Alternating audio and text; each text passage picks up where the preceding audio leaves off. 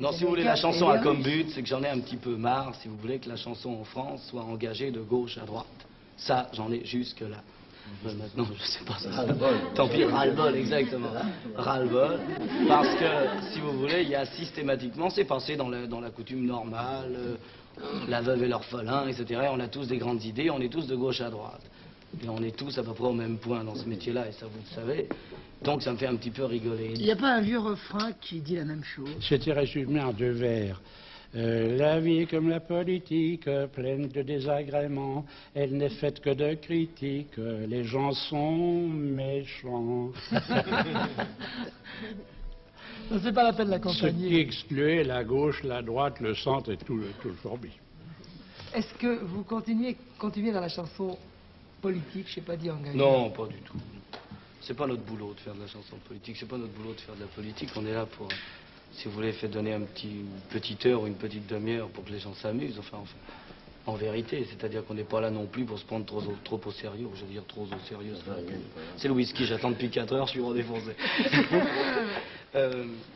Trop au sérieux, c'est-à-dire que notre boulot, c'est pas non plus de dire aux gens comment il faut qu'ils vivent ou ce qu'ils ont envie de faire. Ils font ce qu'ils veulent, ils viennent se détendre 1 heure au spectacle, ils payent une place pour s'amuser. Je crois qu'à la base, c'est ça. Et qu'en pensent les différents membres de votre nombreuse famille? Oh là là. Ben, c'est tous des clowns d'ailleurs, d'arrière-grand-père à petit-fils. Tous une famille de fous, une famille d'artistes. Ils sont tous nés, d'ailleurs c'est marrant parce qu'ils sont tous sont nés ou ont failli naître dans les coulisses d'un théâtre. C'est-à-dire par exemple ma mère est née au Concert Mayol. Mon père a failli naître dans Une huître qui était le final d'une revue avec Rému, Dranem et où ma grand-mère à l'époque c'était la femme à la mode de l'époque, c'est-à-dire très grande, très en chair, qui apparaissait au milieu d'une huître. Vous savez, c'était le final, le tout sur un fond de Marseille. Votre oncle était déguisé en banane, non? Mon oncle est déguisé en banane.